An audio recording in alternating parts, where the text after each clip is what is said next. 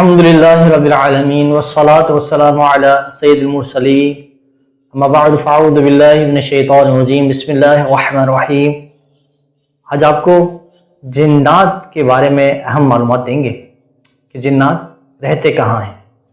ذرا غور سے سماعت فرمائیے گا، کیونکہ جتنا زور سے سماعت فرمائیں گے آپ اتنا ہی انشاءاللہ تعالی عز و جل آپ کے علم میں اضافہ ہوگا۔ جس زمین پر ہم زندگی گزار رہے ہیں اسی پر جنات بھی رہتے ہیں۔ امام جلال الدین سیوطی علیہ رحمت اللہ القوی اپنی کتاب لقط المرجان فی احکام جان میں رقم تراز ہیں، اکثر و بیشتر جنات نجاست کی جگہوں پر ہوتے ہیں۔ جی ہاں، صحیح سنا آپ نے، اکثر بیشتر جنات نجاست کی جگہوں پر ہوتے ہیں، مثلا کھجوروں کا جھنڈ، بیت الخلاء، کچرے کے ڈھیر اور غسل خانہ۔ اسی وجہ سے غسل خانے اور اونٹ کے بیٹھنے کی جگہ وغیرہ میں نماز پڑھنے سے منع کیا گیا کہ یہ شیطان کی جگہ ہے۔ بیت الخلاء جنات کے رہنے کی جگہ ہے۔ حضرت سیدنا زید بن ارقم رضی اللہ تعالیٰ عنہ سے روایت کرتے ہیں کہ شہنشاہ عالم نور مجسم شفیع دو عالم صلی اللہ تعالی علیہ وسلم کا ارشاد بابنیاد ہے، بیت الخلاء جنوں اور شیطانوں کی رہنے کی جگہ ہے۔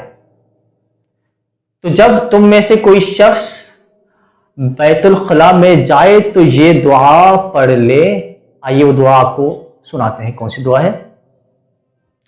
اللہم انی اعوذ بک من الخبث والخبائث۔ جی ہاں، یہ دعا آپ نے بہت سنی بھی ہوگی اور اپنے بچوں کو یاد بھی کرائی ہوگی۔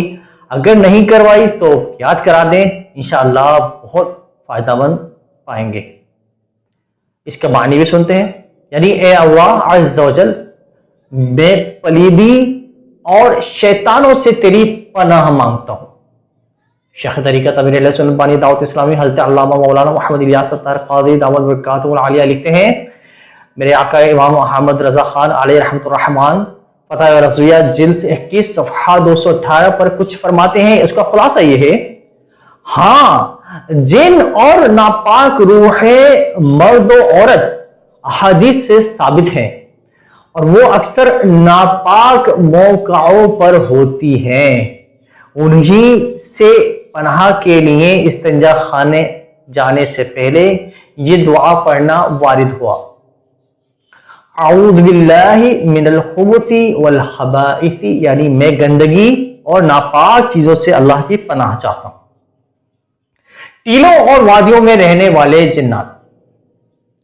حضرت سیدنا بلال بن حارث رضی اللہ عنہ فرماتے ہیں، ہم اللہ عز و جل کے محبوب دانائے غیوب منزہ العانی العیوب صلی اللہ علیہ وسلم کے ساتھ ایک سفر میں تھے تو آپ قضاء حاجت کے لیے تشریف لے گئے، تو میں نے آپ صلی اللہ علیہ وسلم کے پاس لوگوں کو لڑنے جھگڑنے کی آواز سنی، اس طرح کی آواز کہ میں نے پہلے کبھی نہیں سنی تھی۔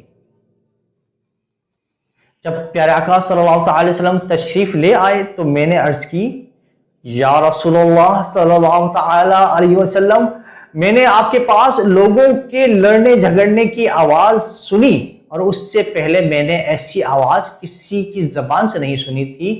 آپ صلی اللہ علیہ وسلم نے ارشاد فرمایا، میرے پاس مسلم جنات اور مشرک جنات آپس میں جھگڑ رہے تھے، ان لوگوں نے مجھ سے درخواست کی کہ میں انہیں رہنے کی جگہ دوں، تو میں نے مسلمان جنوں کو ٹیلوں اور چٹانوں میں جگہ دے دی اور مشرک جنوں کو پست زمین یعنی گڑھوں، کھائیوں اور غاروں میں جگہ دی تھی۔ بلوں میں رہنے والے جنات، یعنی کہ جو بل ہوتے ہیں، سوراخ ہوتے ہیں، ان میں بھی جنات ہوتے ہیں۔ آئیے ان کے بارے میں معلومات حاصل کرتے ہیں۔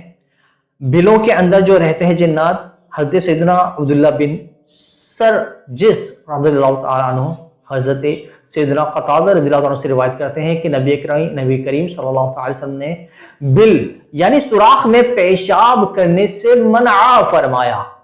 لوگوں نے حضرت قتادہ رضی اللہ عنہ سے پوچھا کہ بل میں پیشاب کرنے سے ممانعت کی کیا وجہ ہے؟ حضرت قتادہ رضی اللہ عنہ سے فرمایا، کہا جاتا ہے کہ بل جنات کے رہنے کی جگہ ہے۔ वीरानों में रहने वाले जिन्नात, जी हाँ, वीरानों में भी जिन्नात रहते हैं। आइए सुनते हैं, वीरानों के अंदर जो जिन्नात रहते हैं उनका वजूद कैसे होता है। अल्लामा बदरुद्दीन शिबली अलैहि रहमतुल्लाह कवी नकल करते हैं, आराबियों यानी अरब के रहने वाले देहातों का बयान है कि हम कसीर लोग होते और कहीं पड़ाव करते तो हमें बहुत से खैमे और लोग दिखाई देते, मगर अचानक सब कुछ गायब हो जाता। हमें यकीन है कि दिखाई देने वाले वो लोग जिन्नात हैं, इंसानों के साथ रहने वाले जिन्नात, इंसानों के साथ रहने वाले जिनको आमिर कहते हैं, जिनकी जमा अम्मार है। हजरत सैयदना जाबिर रज़ियल्लाहु अन्हु से मरवी है, उन्होंने नबी करीम सल्लल्लाहु अलैहि वसल्लम को फरमाते सुना कि जब कोई शख्स अपने घर में दाखिल हो और दाखिल होते वक्त और खाने के वक्त उसने बिस्मिल्लाह पढ़ ली तो शैतान अपनी ज़ुर्रियत से कहता है कि इस घर में ना तुम्हें रहना मिलेगा ना खाना, और अगर दाखिल होते वक्त बिस्मिल्लाह ना पढ़ी तो कहता है कि अब तुम्हें रहने की जगह मिल गई, और खाने के वक्त भी बिस्मिल्लाह ना पढ़ी तो कहता है कि रहने की जगह भी मिली और खाना भी मिला। चिकनाई वाला कपड़ा जिनकी इकामत गाह है, जी हाँ, जो चिकनाई वाला कपड़ा होता है जिससे हम कोई चिकनी चीज साफ करते हैं, जैसे किसी गोश्त वगैरह के ऊपर कोई कपड़ा लग जाता है तो चिकनाई वगैरह लग जाती है। तो आइए इसके बारे में भी सुनते हैं। हज़रत सैयदना जाबिर रज़ियल्लाहु अन्हु से रिवायत है कि अल्लाह अज़्ज़ा वजल के महबूब दानाए ग़ुयूब मुनज़्ज़हुल अनिल ग़ुयूब सल्लल्लाहु अलैहि वसल्लम ने इरशाद फरमाया, ए लोगों, घरों से गोश्त की चिकनाई वाला कपड़ा, दोस्ती रुमाल निकाल दो, यानी धो दिया करो, इसलिए कि ये शरीर जिन की जगह है और इसकी क़याम गाह है।